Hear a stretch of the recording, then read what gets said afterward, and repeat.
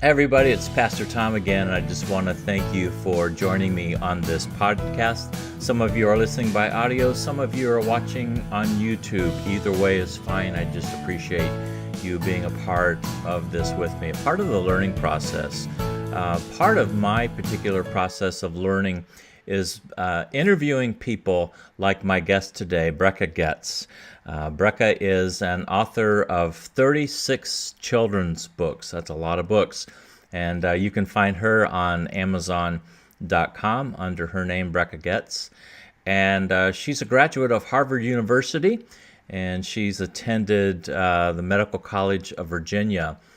But the thing that I really would like to share with all of the listeners today, and maybe what might be of interest to you most, is that Bracha in her life has suffered with anorexia, and it's an eating disorder. But just in general, if you have had or know someone with an eating disorder, or if you or anyone else that you know is replacing anything that's healthy with something that's bad, in search of God, in search of hope, in search of just the meaning of life, then Bracha's story will be of help to you. So share this, call someone about it, link to it.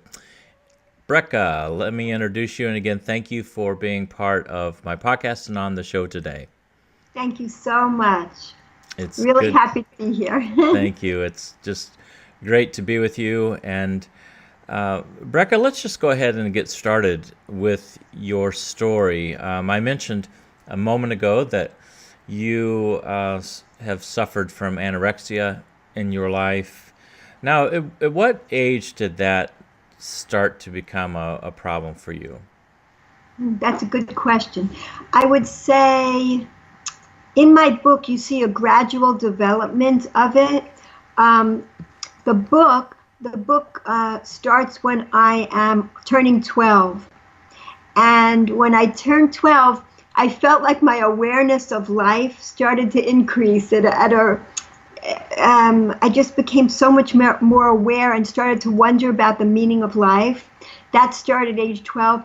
So in the book, you see like a gradual increase of interest, and also an interest in looking good and like reading fashion magazines, just becoming aware of those types of things, which I wasn't aware of really as a girl. So through adolescence, I start becoming more aware, and then people saying things to me like, oh, you should really go on a diet, or things like that.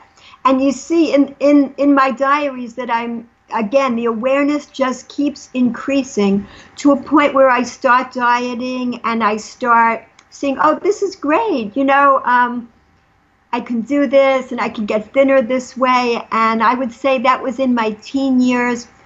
So then when I went to Harvard, it was still increasing. And then I began studying anorexia when I was at Harvard. I actually did research on it that was published. Meanwhile, I was getting sicker and sicker at the time while I was doing this research. And that just goes to show that you can have an intellectual understanding of something and it still doesn't affect your actions. There was something deeper that I needed. So, Bracha, I didn't mention earlier that the book that you have currently written is entitled Searching for God in the Garbage. Yeah, I'll hold it up here. Yeah, that's actually a memoir. Yeah. Of, starting when you were just a young child. Like 12. Yeah, just 12 years old. And then it leads into the story of the anorexia.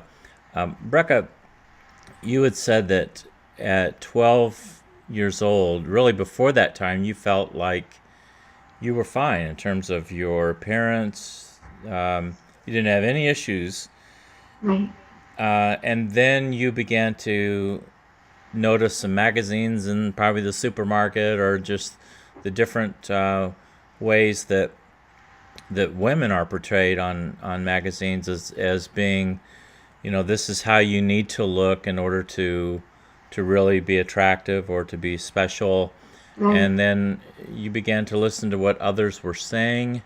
Right. Now, I'm curious, were you heavy in weight at that point? I was probably a little bit overweight, nothing But big not, deal. but not very much. But No, and some people would comment things like that, Why don't you go and on a diet, try a diet, things like that. right, Yeah. and really, it's if our mind isn't working right in how we're viewing ourselves, you can't be thin enough, or you can't be pretty enough, or you can't be smart enough if our mind is not processing our self-image right and who we are in terms of God and the way He views us. And people actually, when you were 12, people actually were saying maybe you should go on a diet. No, that was older, in my teen years. Okay, so Yeah. you get into your teen years, and then you start to feel that you are too heavy. You're very self-conscious about that. Then you go to college. Now, at what age were you starting to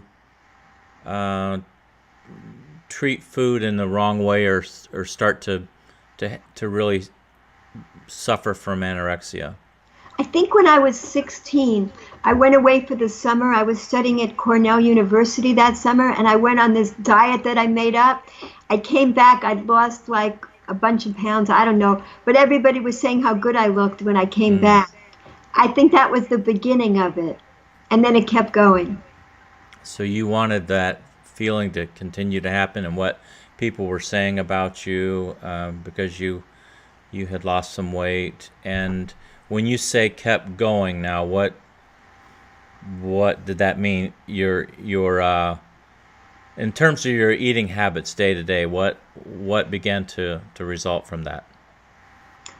Like, I guess I would eat like one meal a day, like one normal meal a day, and that's how I would diet, like that. Just a fairly normal meal, like Yeah. in the morning or in the afternoon, and then you just wouldn't eat Right. until the next day? Yeah, pretty much. Or I'd have like a couple of carrots or something like that, But that was my diet for a while. Yeah. And your body, you were really hungry, I'm sure, but you just said, if I'm going to be accepted, if I'm going to be normal, if I'm going to feel good about myself, I have to go without and be Yeah. hungry. And then sometimes I would binge. When it would get too much, then I would eat too much. And it was a cycle of excessive in one way or the other. No normal type of eating. I wasn't eating in response to my hunger, to my physical hunger. I was just eating in response to these, a plan that I made up or whatever. Yeah. So you would get so hungry then that you would binge, or Right. and then you would eat just way too much or way too often? Right, way too much, and then I'd go back to dieting after Because that, swinging between the two things. Yeah. You'd feel so guilty. Yeah, it was. In one way, you weren't happy when you weren't eating enough, but then when you eat, then you feel guilty. Yeah, actually, I was happy when I was dieting. I thought it was the greatest thing what I was doing, even though I was getting too thin. Yeah. And can I ask you how thin you got, or what? Yeah, I didn't get super thin, so I was never like a case that needed medical treatment, I mean, I think I weighed 95 pounds when I was in the lowest of anorexia. So, I mean, I've heard of people that are much lower than that and get really sick and have to be hospitalized. So I never got to that point, probably because of the binges that, kept it from getting, worse than that. But I was pretty thin, yeah. And can I also ask you, what normally would you have been? What weight do you think you would have been if you were eating healthy? Well, now what I weigh now for the past 40 years, I guess I weigh always around 110. That's my normal weight. Wow. So you were. So it wasn't so much. I was 15 pounds less than this, but it's a big difference. It is. Yeah. It is a big difference. Yeah. Now, you went to college. You were very, very successful. I mean, you went to Harvard, and you were struggling with anorexia then, weren't you? Right. And you even studied about anorexia. Right. And you really didn't realize you had it, or did you Oh, have an idea maybe you had it? Oh, I thought I did. Yes, and I was studying it. The chapter of my book was why are so many anorexics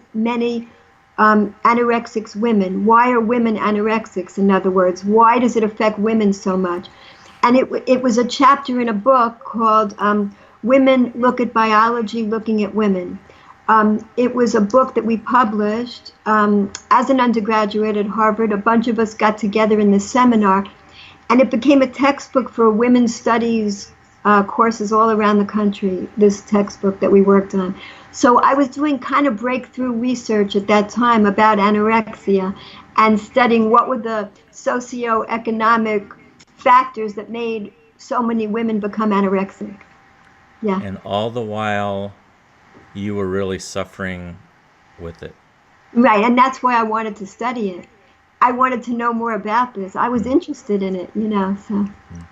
And I wanted to get away from it at the same time. Like, I didn't want to be thinking about this all the time, but I was also pursuing it. It was both things. Sure. If you're just joining us, I want to thank you for joining us. I'm Pastor Tom, and this is the 24 Today podcast. And you can find out more about me on 24today.org. That's 24today.org. You can find podcasts and blogs, different things that I write about or I'm thinking about. But you can also find out about Bracha Goetz, and you can go to her author page. Bracha, could you spell your name for us?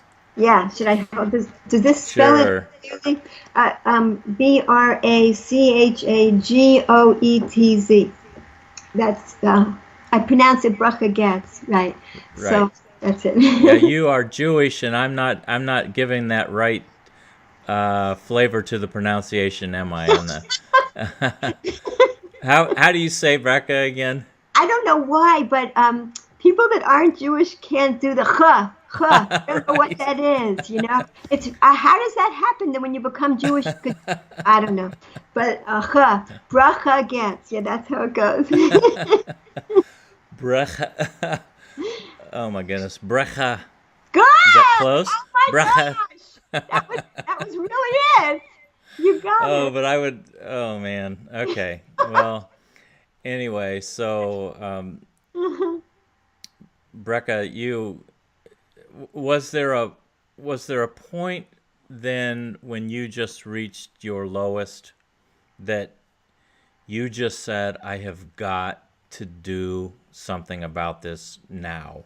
Yes, but the problem was, and even see why I was studying anorexia was because I wanted to heal from it too. That's another reason I was studying it, looking for the causes, trying to understand.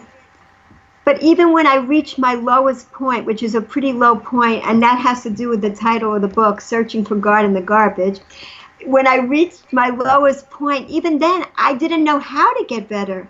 I was at a loss for how to recover. And it wasn't until I found the spiritual sustenance that I could recover.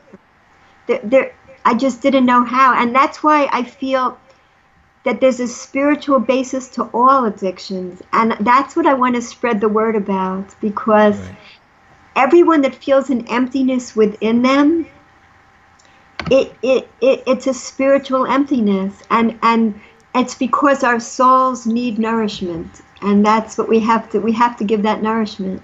Right. So whether it's anorexia or alcoholism or some other form of addiction, or just whatever it is that we're spending too much money, whatever it is that we're doing that really isn't healthy, what you're saying is that is our way of trying to find God, even though we wouldn't term it that way. It's our way of trying to be satisfied, which really the only satisfaction that we can get, the true satisfaction in our life, is when our soul is filled.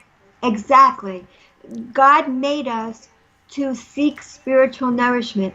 Just like we, we need to eat like 3 times a day. We need to pray. We need to pray 3 times a day. We need to connect to God throughout the day. This is what we need. Yes. And I love the Jewish faith in that just the encouragement to pray throughout the day is so important. You say a prayer in the morning, don't you? Yes, I was telling you this. In the morning when we wake up, we say, Modeh ani lefanecha. We thank God for returning our souls to us after having slept during the night. So we wake up and that's the first thing we say is a prayer of gratitude. And then throughout the day, before we eat and after we eat, and even after we go to the bathroom, we say a prayer thanking God that our bodies are working right, that we can, yes, all of our whole being is working in the way that it's supposed to be. So we're grateful, and it gives us an awareness all day long to be grateful. Sure. And if you're listening today and you're not familiar with the beauty of the Jewish faith, it is a faith of gratitude. It's a faith of continually thanking God and being thankful. So when Bracha, I shouldn't have tried it. You did it perfectly. I did it once. Okay. So when Bracha mentions, even as odd as it sounds to us who aren't Jewish, even when you go to the bathroom, there is a prayer that is associated with that, just to be thankful that your body is functioning normally, and it's being thankful for all things. So I love that prayer, and I love the thought of how'd you say it? Returning your soul. Yes. Could you? Every morning our soul is returned to us, and that we're so grateful we woke up again. Yippee! We have another day, So it's not a guarantee that we're going to wake up each day. Each day is another gift. Yeah. So Bracha, you reached your lowest point, and for you the garbage was what? That you were seeking God in what garbage? Okay.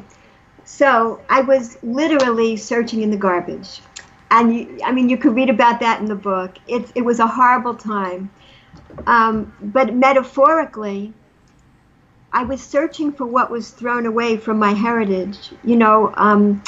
When Jewish people came to America from Europe, that's when my ancestors came here in the turn of the century.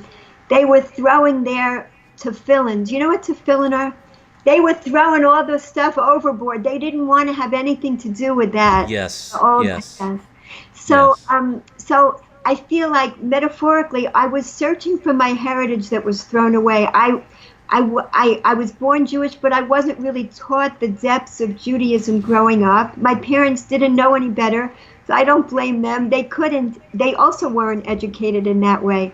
But once I got the treasures of my spiritual heritage, now I can value them tremendously. And that's why I started writing these books. I really dedicated my life to reaching children. I try to write the books that I wished I had as a child, spiritual books. And a lot of my books are written for Jewish children, but I have 2 here. I'll show you that I wrote they're for anybody, because it's universal messages. One is I want to be famous. This book is about a boy who thinks he wants to be famous. So many people think they want to be famous. But really, again, it's the spotlight from within that we need to shine. We need to work, because he got all the fame he wanted, and again, it doesn't last. What does last is when your soul is shining. So that's what it's about. It's about a boy that realizes that's what really brings pleasure, getting your own spotlight to shine from within, and then it lights up the world. And the other book is Where is God? Yeah. And that's a boy that's searching for where is God, and how he discovers where God is in the book. It's a very simple book, because all my books are like just very basic truths, deep deep truths that I try to write in a simple kind of way. That's my essence. That's what I like to do. So, yeah. And again, Bracha, our listeners can find out about you if they search on Amazon.com. They can find out about you by searching or Googling Bracha Goetz, and it's Bracha. Goetz is Goetz. Yep. And they can go to your author page, Yes. and they can look at your books. They can find out more. They can contact you through Yes. your author page as well. Yes. So, Bracha, you searched for God in the wrong way, in the garbage. You really found God through reconnecting to your heritage, through your Jewish faith, for learning more about the Torah, which is the first 5 books, what we would call the Old Testament. Yes. Genesis, Exodus, Numbers, Deuteronomy, Leviticus. I think I got it out in the wrong order, but Yes. so you connected to God really through your faith. You found that soul connection then that really changed your life, and now all of a sudden, instead of binge eating or not eating enough, Right. now you feel okay about yourself, right? Thank God. Very grateful. So now you begin to look at yourself through the eyes of someone who God deems as worthy, who God loves, who Right. God created, Right. who God believes is so special, the apple of his eye, just amazing. You see yourself now through that lens instead of through some publisher's way of trying to sell magazines on the counter, or through what songs say on the radio or whatever. You Yeah. now start to see yourself as God looks at you, and that was satisfying for you. Yes, exactly. And I feel that what God wants us to do here in life is to experience the greatest pleasure possible. And that is through spiritual pleasures. Those are the pleasures that last forever, to eternity. So that could be through doing kind acts for other people, Yes. experiencing the beauty of this world, expressing gratitude, feeling gratitude all day, mindfulness about the wonderful world that we live in. All these things, and also helping to make the world a better place. Like, I wrote 2 books about sexual abuse of children, how to prevent it. It doesn't mean that we put our head in the sand and just say everything's wonderful. We also have to work to make things better in this world, and root out evil whenever we see it. So these are all things that we're here to do, and Sure. it's a very pleasurable experience to do all these things. Yeah. Bracha, I'm sure you still have some struggles today. Everybody Don't does. you? I mean, That's why we're here. We're here. I say, is there a reason? Well, the purpose that you're here. Oh, here is a test to find out if your mission in life is complete. If you're alive, it isn't. yes. We're all here because there's a purpose to our being here. So I do have struggles in life, but they're really not any big deal anymore. You know what I mean? I see struggles now as opportunities, like they're all tests, and they're tests to grow from, because there's an overriding purpose surrounding my whole life. You know what I mean? So Sure. it doesn't go to the extremes that it did when I felt lost in this world. So what struggles do you have with food now? I mean, is that all gone, or do you struggle with saying, "Oh, I feel bad about myself if I eat this," or then do you want to binge at some point? I mean, is that all gone? It's very rare that I have a problem with food. It doesn't take up energy in my life anymore. There's so many other things I want to be doing. If I ever am like very bored, I go to some place and I'm overeating, right away it goes into my head, is it your body that's hungry or your soul right now? Wow. And Wow. that helps me to just reconnect. oh, I eat now when I'm hungry, and that's what my body's supposed to be doing. So it's aligned with the way it's supposed to function. Wow. Yeah. Rebecca, I'm so happy for you. How miserable Yeah. life had to have been, and now you find out that all along you were beautiful. All along it wasn't about your weight, even though you thought it was. Right. God viewed you as precious. Right. God viewed you as just a wonderful soul that He created, and so you've reconnected with that thought, your faith, and amazingly, it has changed your life, your desires, and now you live not for the scale to see how much you weigh, or not for the approval of others, but now you're living actually to make a difference with your life, to thank God for who you are. And I'm just so happy for you, Bracha. Thank you so much. I just want to spread the joy. That's all. Yeah. That's what I feel I'm here for now. Sure. Yeah. Again, I'm Pastor Tom. This is the 24 Today podcast, and you can find out about me on 24today.org. Or also, I have another website, tomwhitesel.com, and you can head over to there, either one, and check me out more. Also, Bracha Goetz. Her name is Bracha, and Goetz is Goetz, and you can Google her on Amazon.com. She is not hard to find, or just Google her on Google, and you'll find different results that'll lead you to Amazon, to her author page. You can find 36 children's books that she has written, and because she is someone who has really experienced the pains of life, she often has written out of those pains and her experiences, so that children can relate and understand the things that they're going through. And also, her current book is Searching for God in the Garbage, and it's a memoir of her childhood when she was 12 and on, and the struggles that she's had with anorexia. But that is gone, thank God. And so that would be a good book for you to get if you struggle with that, or any other things that you find yourself putting before God and before who you ought to be. Bracha, thank you again for being on my podcast. It's been a joy to talk with you.